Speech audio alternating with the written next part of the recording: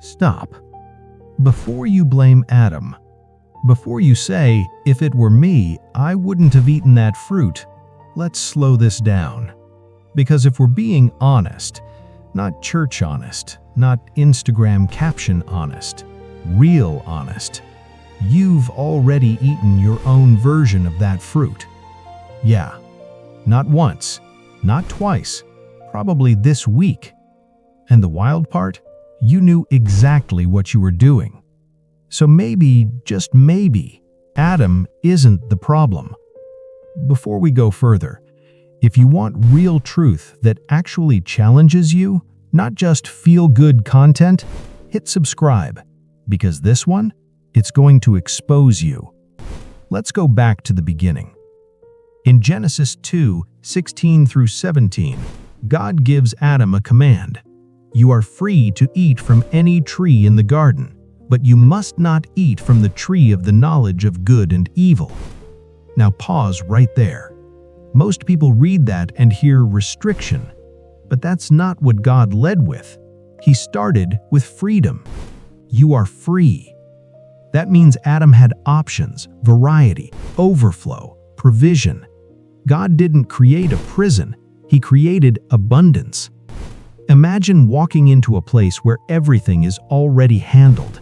No rent, no stress, no anxiety, no insufficient funds notifications. Just peace. Adam wasn't surviving, he was thriving.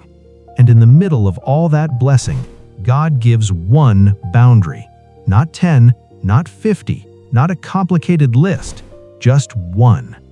It's almost like God was saying, I trust you, but I need you to trust me too. And this is where it gets uncomfortable.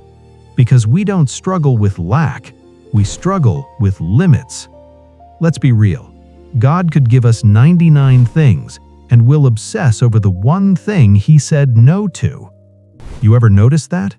You've got food in the house, but suddenly the one thing you don't have becomes a crisis. You're scrolling peacefully. Then you see something you shouldn't click, and suddenly your curiosity turns into a full investigation. That's human nature, and that's exactly what happened in Eden. The tree wasn't the problem. The focus was. Because whatever you focus on eventually becomes what you desire, and desire, if left unchecked, always leads somewhere. Now we move into Genesis 3. The serpent shows up. And notice, he doesn't start with force. He starts with a conversation.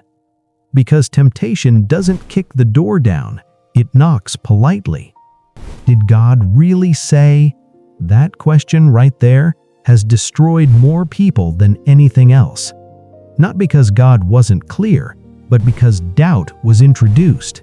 And doubt is dangerous. Because once you start questioning what God said, you start justifying what you want. The serpent didn't deny God's word, he twisted it. And if you're not grounded, you won't even notice the difference. Now here's the part people skip. In Genesis 3:6, it says, she gave some to her husband who was with her. Let that sink in. Adam was there. Not absent, not unaware, not clueless. Present. Which means he watched the conversation. He heard the distortion. He saw the moment unfolding and said nothing. That's silence. That's where the fall really started. Because sometimes the biggest mistake isn't what you do, it's what you fail to stop. Let's bring this home. How many times have you known something wasn't right and stayed quiet? You knew that relationship wasn't healthy. You knew that decision didn't align with God. You knew that habit was pulling you away, but you didn't say anything. Not out loud, not even to yourself. You just let it happen. Just like Adam. Because silence is comfortable. Correction is not. Speaking truth, that creates tension.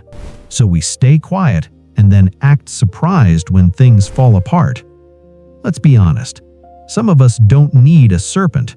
We do the whole process ourselves. You ever said, "I'm just going to check this real quick"? 3 hours later, you've watched 27 videos, learned nothing useful, and now your phone is judging you. That's temptation.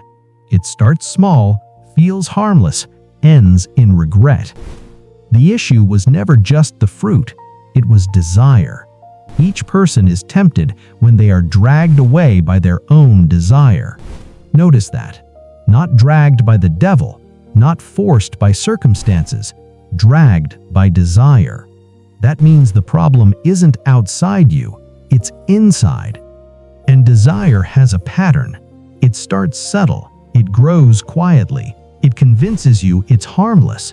Then it leads you somewhere you never planned to go. That's why what you entertain matters, because what you tolerate today controls you tomorrow. Here's the part that shifts everything. You're not just reading about Eden, you're living in your own version of it. You woke up today. That wasn't automatic. That was mercy. You have breath in your lungs. That's not random. That's grace. You have opportunities, resources, relationships. That's provision. So no, you didn't do this by yourself.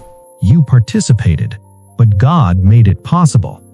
And just like Adam, you've been given both access and instruction. Let's get real. We don't struggle because we don't know what to do. We struggle because what we know isn't convenient. Obedience requires discipline, but convenience, that feels immediately good. That's the battle. Because every day you're choosing between what God said and what feels good right now. And most of the time, we already know which one we pick. Adam and Eve didn't think it was a big deal. It was just fruit.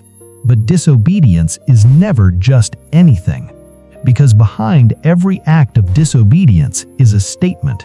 God, I hear you, but I'm choosing something else. That's heavy. And obedience? It matters more than what you do after you mess up. It shows up in what you do before. So let's be honest. We've been blaming Adam for generations, but we've been repeating his actions daily. God speaks, we question. God provides, we complain. God warns, we ignore. Same pattern, different timeline, different faces. But here's where the story shifts. Because Eden wasn't the end. Where Adam failed, Jesus succeeded.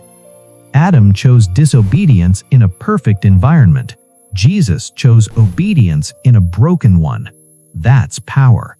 That means your story isn't stuck in failure. There's a way out. But it starts with honesty. Not blaming Adam, not blaming circumstances, but asking yourself, where am I ignoring God? So next time you hear the story, don't roll your eyes, don't laugh, don't say, I would have done better. Pause. Look at your life, look at your choices, look at your patterns, and ask yourself, what am I doing with what God already told me? Because the truth is, Adam isn't the problem. If we're being real, we are. If this hit you, don't keep it to yourself. Send it to someone who still blames Adam. And if you're ready for truth that actually challenges you, subscribe.